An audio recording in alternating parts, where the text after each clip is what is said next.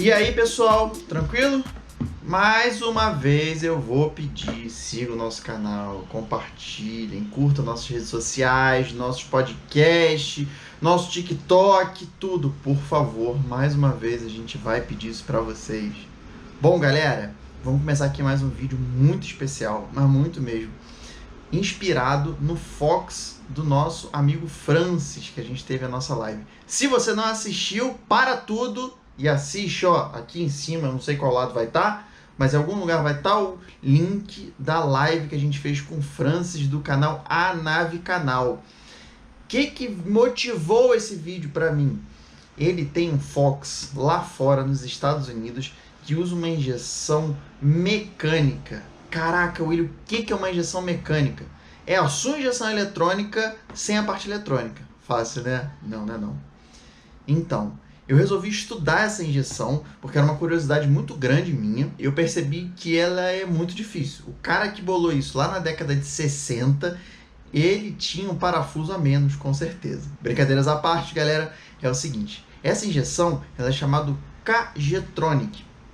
Se vocês pesquisarem, ela foi aplicada em veículos da década de 60 e o último veículo que ela foi aplicada foi um Porsche em 1993. Olha que legal, né? Então, essa injeção, ela era de uma época, né, que a gente não tinha os microprocessadores, não tinha um computador. Vocês imaginam se você resolvesse fazer uma injeção eletrônica com a tecnologia da década de 60 para controlar um carro? Cara, ia ser um negócio enorme. Só vocês pensarem aí no tamanho do mainframe, de um servidor de um computador, que era o tamanho do seu computador e a capacidade, a rapidez de processamento que tinha na época. Então, a gente tinha um carburador, né, que foi lá o sistema anterior a ela, e aí eles quiseram fazer um sistema que fosse melhor, vamos dizer, que administrasse melhor tanto as emissões de poluente quanto o desempenho do carro.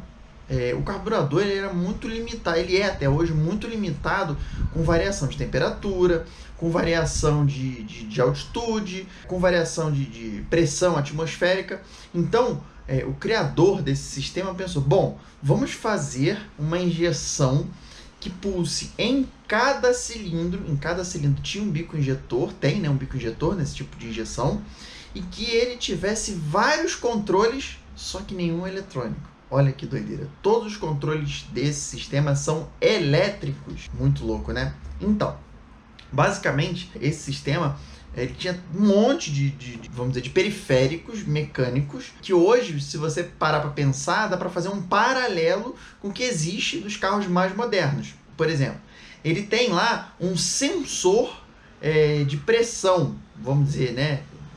Tem um nome estranho, daqui a pouco eu vou contar os nomes direitinho, vou ter que colar, não tem jeito, porque é muito nome, e eu ainda traduzi eles do inglês, porque não existem esses nomes em português, até porque o Brasil oficialmente não teve carros com essa injeção mecânica, teve Mercedes, obviamente Porsche, mas todos eles carros importados. No Brasil, nenhum carro desse foi fabricado e vendido no Brasil.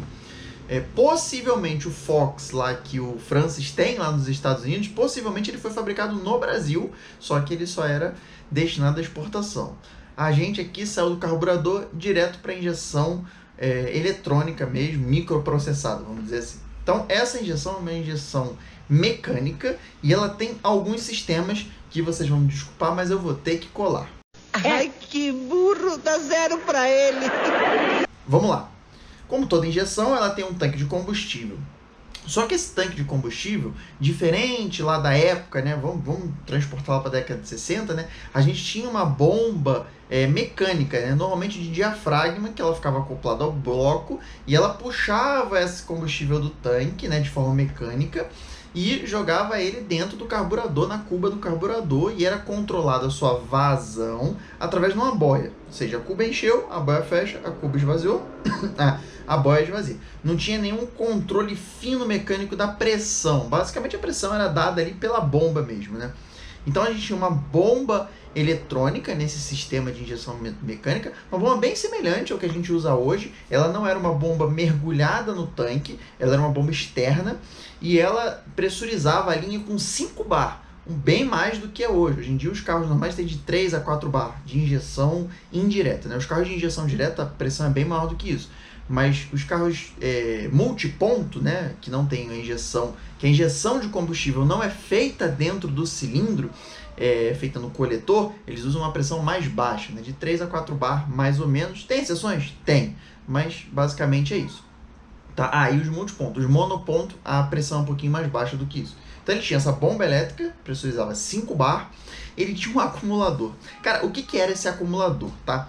O acumulador é o seguinte: se a bomba desse uma falhada, se a energia desse uma queda, se você entrasse numa curva, alguma coisa, para que o sistema garantisse a pressão de combustível dentro da linha de combustível, ele tinha um acumulador, que era um diafragma com uma mola, que tinha, vamos dizer assim, um mini tanque de combustível, que se você tivesse qualquer variação, ela trabalhava. Olha que doido, isso tudo de forma mecânica, isso tudo para poder manter a pressão de combustível.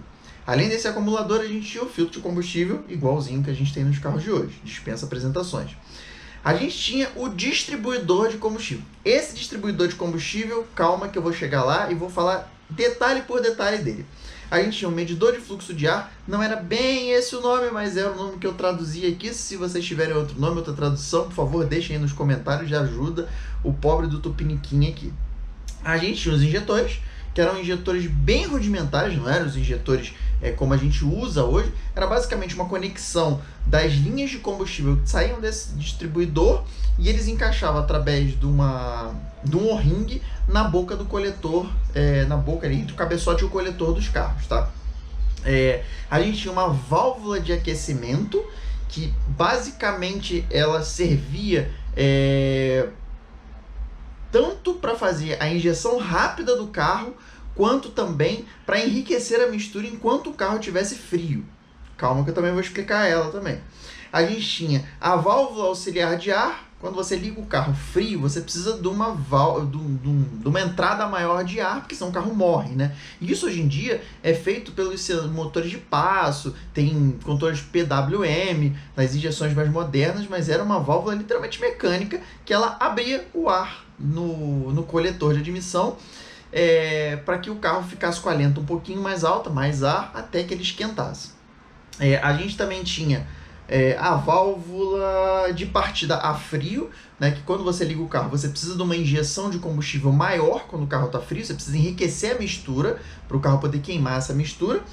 E a gente tinha, esse aqui foi dificílimo de traduzir, interruptor de temperatura temporizado, que ele funcionava junto com essa válvula de partida a frio. Para quê? Quando o motor estivesse quente, ele parava de injetar mais combustível. Era como se fosse um bico extra. Vamos traduzir para português bem claro? Um bico extra. Então, como é que funcionava esse sistema de uma forma assim bem simples, tá? Bem simples e sem auxílio de nenhum tipo de desenho, nenhum gráfico, né? Bom, o sistema ficava pressurizado de combustível e vou cortar lá o acumulador, o filtro, a bomba de combustível, que você já deve ter imaginado aí na sua cabeça essa linha, né? E entrava nesse distribuidor de combustível. Esse distribuidor de combustível nada mais era do que várias câmaras com um número idêntico ao número de cilindros do carro. Se o carro tem 4 cilindros, eram 4 câmaras, tinham 6, era 6 câmaras, 8 câmaras, 12 câmaras e por aí vai. Cada câmara desse, na cabeça dela, saiu a tubulação de combustível que iam para esses bicos injetores. Esse distribuidor de combustível, ele é uma peça bem complexa e o coração da injeção mecânica, tá? Então pensa o seguinte, ele tinha uma parte superior e uma parte inferior. Basicamente isso. A parte inferior, ela recebia o combustível que estava vindo da bomba. Entre a parte inferior e a parte superior, tinha um pistão. Esse pistão, ele dava passagem do combustível pelo meio dele, tocado, vamos dizer, a partir do que ele mexia, do que ele se mexia, através até esqueci o nome dela, do medidor de fluxo de ar. Então, esse medidor de fluxo de ar, põe na tela aí, editor, ele era uma peça que ele se movimentava, ele não era uma borboleta, ele era como hoje nos carros a gente usa o MAP ou MAF. Então, de acordo quanto mais você acelerava, quanto mais vácuo dava no coletor, ou até nos carros turbo, quanto mais pressão você dava no coletor, mais ele se movimentava, literalmente como se fosse um pistão, para cima e para baixo, e ele tinha uma haste ligada nesse distribuidor de combustível que movia esse pistão. Então, se você acelerou muito, ele arriava, porque você estava tendo muita depressão de vácuo no coletor, ele ficava em cima do coletor de admissão do carro, então ela baixava e fazia com que esse pistão movesse para baixo. Com essa movimentação desse pistão para baixo, ele possibilitava que as câmaras ali onde você estava recebendo o combustível começasse a ter a interligação com a câmara superior. O que acontecia? Quanto mais pressão negativa de vácuo você tinha no coletor do carro, mais essa peça, que era lá o sensor de pressão, ele abaixava, ele se movia, e mais esse pistão descia, porque era uma haste mecânica mesmo ligada, tá, gente? Não tinha tecnologia nenhuma. Então ela descia e possibilitava maior passagem de combustível. Olha que doido. Fazendo um paralelo com as injeções eletrônicas de hoje. Quanto mais vácuo, você tem uma tabela hoje, qualquer carro que você entre, ou que ele use MAP ou MAF, o MAP ele calcula exatamente essa pressão, a pressão negativa ou positiva dentro do coletor. E o MAF é o fluxo de ar. Quanto mais ar passando, maior, vamos dizer assim, mais ele caminha. Então imagina uma tabela, vou fazer 2D, tá? Em que aqui está a pressão e aqui está a rotação, tá? Tabela 2D. Então você tem aqui a pressão e a rotação. Então a cada ponto ali que você ia crescendo a rotação e a cada nível de pressão, você andando ali. Só que isso num sistema multiprocessado, como uma Fueltech, como a sua injeção original do seu carro. Nessa época, esse pistão se movia para cima e para baixo e possibilitava mais ou menos combustível. A gente também tinha essa válvula que eu falei do aquecimento do carro. O que era essa válvula de aquecimento?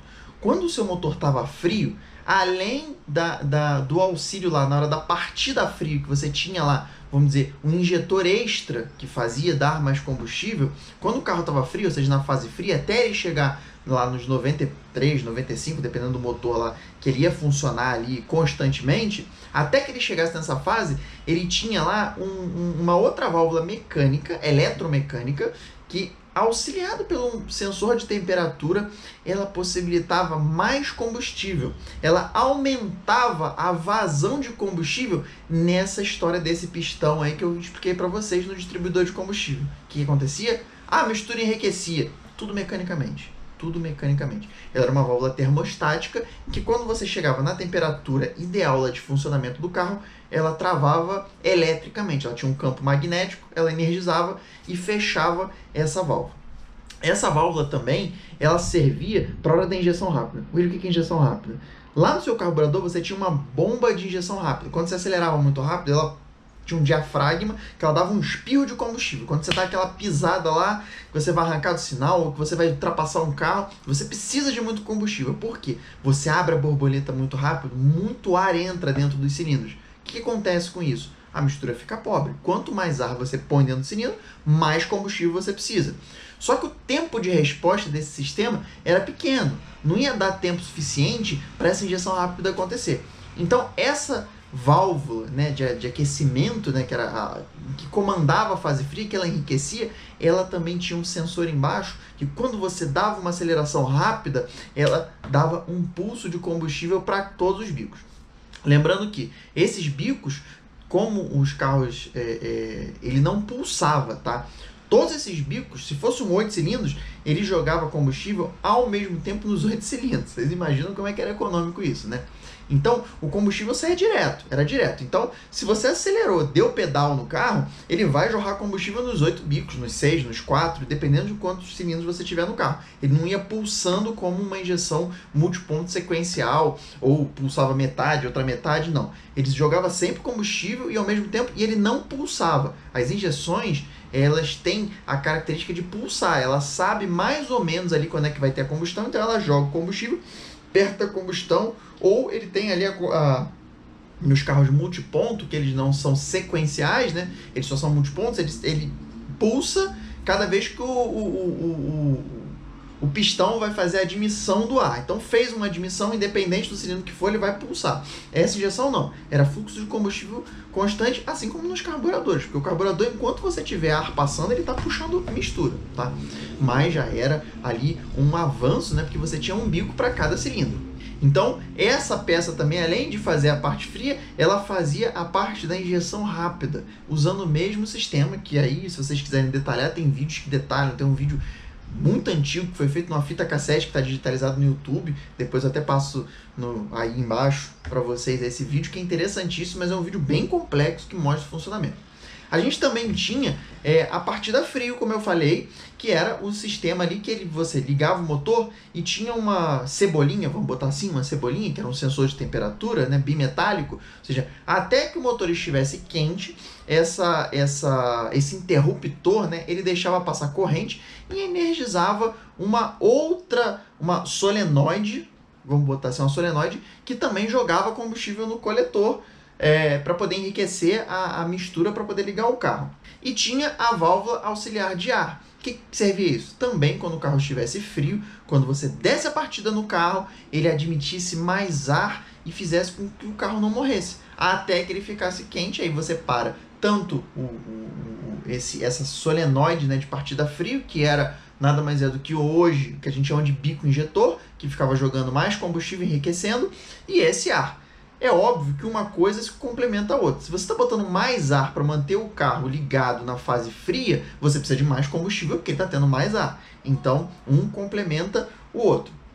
E o interruptor de temperatura temporizado era essa cebolinha que eu comentei com vocês, que ela fazia a interrupção desse momento. Bom, o motor já está quente, agora só lá o distribuidor de combustível dá conta de deixar a mistura do carro da forma que ele funcione.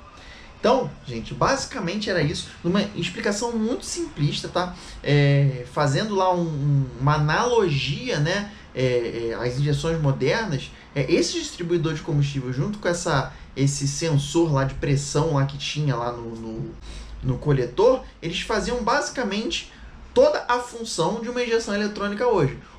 Vendo lá quanto que estava entrando de ar, quanto tinha de pressão de ar no coletor, e o outro jogando combustível. E a gente tinha os órgãos auxiliares, que eram os órgãos quando estava frio, da partida frio, do enriquecimento lá da fase fria do carro. A gente também tinha um injetor de partida, que você virou a chave do carro, ele vai injetar combustível, o carro parou de partida, ele vai cortar. Então, são vários sistemas complementares e os sistemas básicos de funcionamento que hoje a gente faz numa tela, a gente faz no computador, e que lá na época do carburador era lá na caneta, lá uma coisa bem mecânica mesmo, ajustando na caneta, abre o giclê, fecha o giclê, troca. Então foi uma evolução do carburador. Beleza, gente? Então, quando vocês escutarem falando sobre injeções mecânicas, basicamente é um sistema complexo pra caramba, é um sistema aí que veio aí para revolucionar a década de 60, 70 e que com certeza devia ser o terror dos mecânicos nessa época, porque ele era cheio de sisteminha e que todos eles dependiam da pressão de combustível do carro e dependiam do vácuo. Se qualquer um desses sistemas não se comunicassem, como hoje a gente tem lá a comunicação via CAN, via cabo, via sensor, a gente tinha a comunicação de vácuo e a comunicação dele por combustível. Então era um sistema complexo que usava basicamente esses dois, vamos dizer, esses dois itens primordiais aí para funcionar. É isso aí, galera. Se você ainda não se inscreveu, se você ainda não curtiu, se você ainda não compartilhou nossas redes sociais, nosso YouTube, nosso Instagram, nosso podcast, por favor, faça. Por favor, faça e ajuda a gente a crescer. Acompanha nossos vídeos, ativa a sinetinha para quando tiver vídeos legais como esse, vocês receberem em primeira mão. Curtam nossas lives. É isso aí, gente. Até a próxima e até o próximo vídeo aí. Um abraço, perdidos!